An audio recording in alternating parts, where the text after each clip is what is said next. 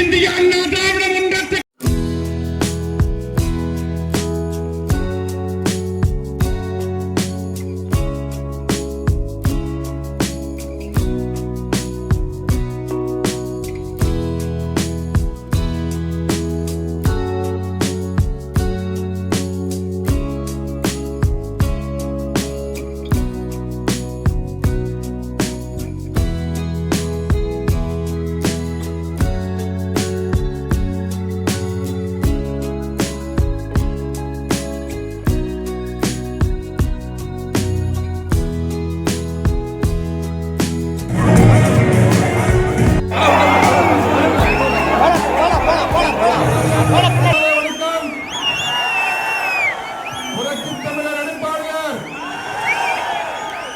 எழுச்சி மக்கள் பயணம்.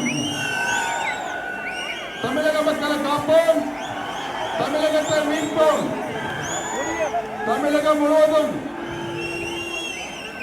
வெற்றிகரமாக நடைபெற்றுக் கொண்டிருக்கிறது.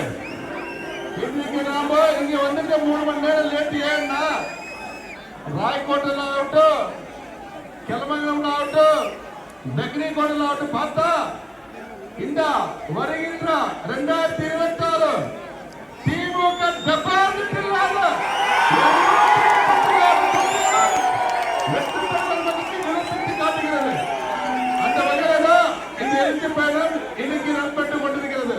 இந்த ஒசூர்ல பார்க்கும்போது, இந்த மக்கள் வெள்ளத்தை பார்க்கும்போது கண்டிப்பாக வரும் தேர்தல் 2026 நடப்பாடுவார். மீண்டும் முதலமைச்சர்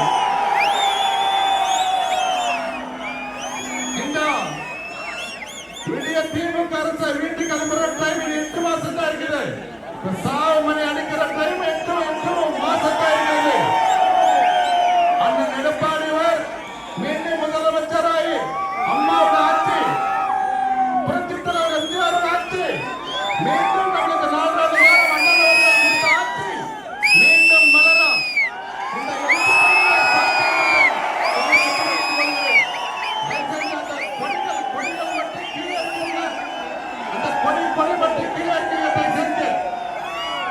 நண்பர்களுக்கு வேண்டுகோள், அந்த கொடி மட்டும் கீழே இருக்குங்க. இப்ப நம்முடைய துணை பொதுச் செயலாளர் அண்ணன் KPMN அவர்கள் பேசுவார்கள்.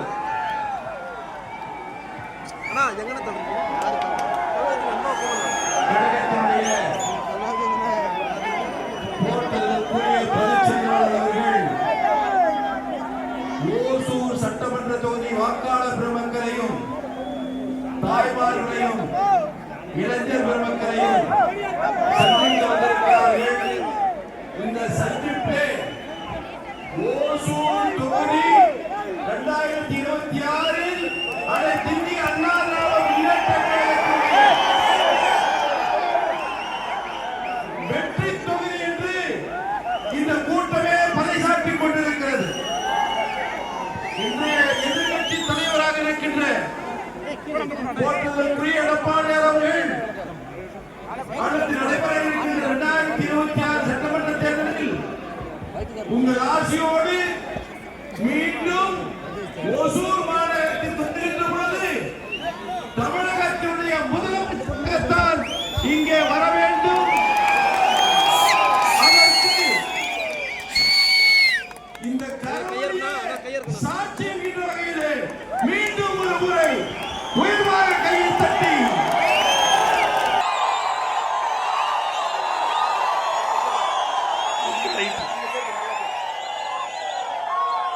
అందరికీ నమస్కారం. బాగుండారా? நலமா இருக்கிறீங்களா?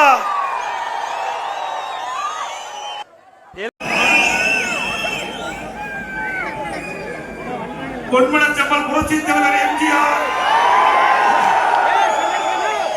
இதயம் புரட்சித் தலைவி அம்மா இருவரும் தெய்வங்களை வணங்கி இந்த ஓசூர் மாநகரம் குலுங்கின்ற அளவுக்கு எங்கே பார்த்தாலும் மக்கள் வெள்ளம் கடவுள் காட்சியளிக்கின்றது.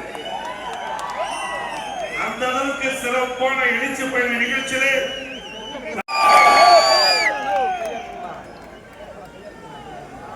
இங்கே இந்த சட்டமன்ற தொகுதி அடுத்த ஆண்டு நடைபெற்ற சட்டமன்ற தேர்தலில் வெற்றி பெற்றுவிட்டது என்பதற்கு இங்கு இருக்கின்ற மக்களின் வெள்ளமே சான்று. நம்முடைய ஆரவாரம் எழுச்சி நம்முடைய கூட்டணி வேட்பாளர் வெற்றுவதற்கு ஒரு சான்றாக இன்றைக்கு பார்க்கிறோம். இதே திரு ஸ்டாலின் அவர்கள் பல்வேறு விதமாக பேசிட்டு வர்றார். இன்னைக்கு போற பக்கமெல்லாம் அதிமுக ஆட்சிக்கு வராது என்று சொல்கிறார். திரு ஸ்டாலின் அவர்களே, அனைத்து இந்திய அண்ணா திராவிட முன்னேற்ற கழகம் அடுத்த ஆண்டு ஆட்சி அமைவது உறுதி உறுதி. இதுல ஸ்டாலின் பேசுறாரு, புள்ளிவரத்தை பத்தி பேசுறாரு. இந்த இடத்துல பேசினா பொருத்தமா இருக்கு. இது ஒரு மாநகராட்சி. மாநகராட்சியில மக்களுக்கு முழு தெரியும். நல்லா சிந்திச்சு பாருங்க. புள்ளிவரத்தை பேசி மக்களை ஏமாற்ற பார்க்கிறார். இது ஒரு சில இது. அதாவது இந்தியாவுடைய பொருளாதார அதிக வளர்ச்சி பெற்ற மாநிலம் தமிழ்நாடு என்று ஒரு பொய்யான செய்தியை இன்றைக்கு முதலமைச்சர் வெளிப்படுத்திட்டு இருக்கிறார்.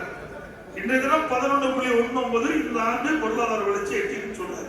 அதே வேளையில இன்றைக்கு அனைத்து இந்திய அண்ணா திராவிட முன்னேற்ற கழக ஆட்சி 2017-18 இந்தியாவின் வளர்ச்சி 6.8%, தமிழ்நாட்டின் வளர்ச்சி 8.59%. 2018-19 இந்தியாவின் வளர்ச்சி 6.5, தமிழ்நாட்டின் வளர்ச்சி 7.01. நாமெல்லாம் இப்படி வந்து வறண்டு ஜம்பம் பேசல. நம்முடைய வளர்ச்சியில் அதிகமா இருந்தது. இந்தியாவில் இருக்கிற வளர்ச்சியை விட இன்றைக்கு தமிழ்நாடு வளர்ச்சி அதிகமா இருந்த போது கூட நாம இப்படி விளம்பரப்படுத்திக்கல. அதே போல கொரோனா பாதிக்கப்பட்ட ஆண்டு 2020-21 கூட இந்தியாவின் வளர்ச்சி -1.2%, எதிர்மறை. ஆனால் தமிழ்நாட்டின் வளர்ச்சி +0.07%. எனவே இந்தியாவின் வளர்ச்சி விட தமிழ்நாட்டின் பொருளாதார வளர்ச்சி அதிகமாக இருப்பது என்பது திமுக ஆட்சி மட்டுமல்ல என்பதை நேரத்தில் தெளிவுபடுத்துறேன். கொரோனா காலத்திலே நாம பொருளாதார வளர்ச்சி அதிகமாக இருந்திருக்குது அண்ணா திமுக ஆட்சியில். திமுகவின் செயல் திறமையால் 2024-25 இரட்டை இலக்கு வளர்ச்சி என்றால் விவசாயத்துறை வளர்ச்சி ஏன் எதிர்மறையாக உள்ளது? தமிழ்நாட்டிலும் தொழில் சென்றால் உற்பத்தி துறை வளர்ச்சி 7% உள்ளது. அதாவது இந்த பொருளாதார வளர்ச்சி குறியீடு விவசாயம், தொழில், சேவை மூன்றை வைத்து தான் இந்த வளர்ச்சியை ஒப்பிடுறாங்க. இந்த ரெண்டுமே குறைவா இருக்குது. திமுக சிறப்பா செயல்பட்டு இருந்தால் 2022-23 ஏன் கணிப்போட வளர்ச்சி விழுந்தது. இந்திய வளர்ச்சி 7.6%, அதை விட குறைவாக 6.1% மட்டும் 6.17% மட்டுமே தமிழ்நாடு. அதாவது 2022-23 குறைஞ்சு போச்சு. அதையெல்லாம் சுட்டி காட்டல. அதே போல 21-22 இந்திய வளர்ச்சி 9.7% இருந்தது. தமிழ்நாட்டின் வளர்ச்சி 7.8% இருந்தது. 23-24 கூட இந்தியாவின் வளர்ச்சி 9.2% என்றால் தமிழ்நாட்டின் வளர்ச்சி 9.26. ஆக இந்த கேள்விக்கெல்லாம் ஸ்டாலின் விளக்கம் கொடுக்கணும். சும்மா வெறும் வெத்தியா பத்திரிகையில கொடுத்துட்டு விளம்பரம் தெரியுங்க அரசு ஸ்டாலின் அரசு. நாங்க புள்ளிவிவரம் சொல்றோம். அது மட்டுமல்ல, இன்றைக்கு புள்ளிவிவர கணக்குகளை காட்டி மக்களை தொடர்ந்து ஏமாற்றுகின்ற ஒரே அரசு ஸ்டாலின் மாடல் அரசு.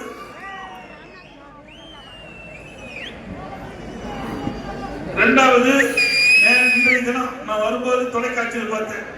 இன்னைக்கு கரண்ட் பில் ஏறுவதெல்லாம் அண்ணா திமுக ஆட்சி தான் காரணம். எப்படி பச்சை போய் சொல்றாரு பாருங்க. இன்றைக்கு இருக்கின்ற இந்த தொழில்துறை மந்திரி அவர் ஒரு தவறான கருத்து நான் சொல்லிட்டு இருக்கோம். இதுக்கு மின்கட்டணம் ஏறதுக்கு அண்ணா திமுக முந்தைய அண்ணா திமுக அரசு தான் காரணம்னு ஒரு பச்சை போய் சொல்லிக்கிறார்.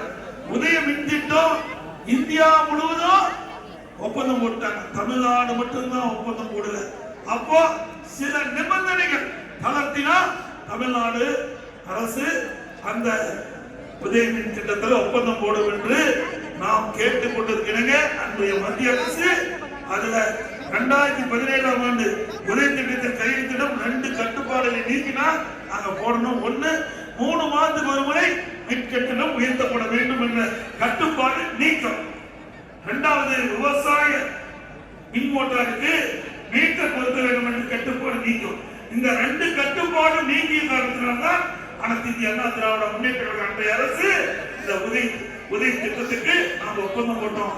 அதற்கு பிறகு 4 ஆண்டு காலம் அதிமுக ஆட்சி 2017, 18, 19, 20, 19, 21 4 ஆண்டுல மின்கட்டணம் நாங்க ஏற்றுமா?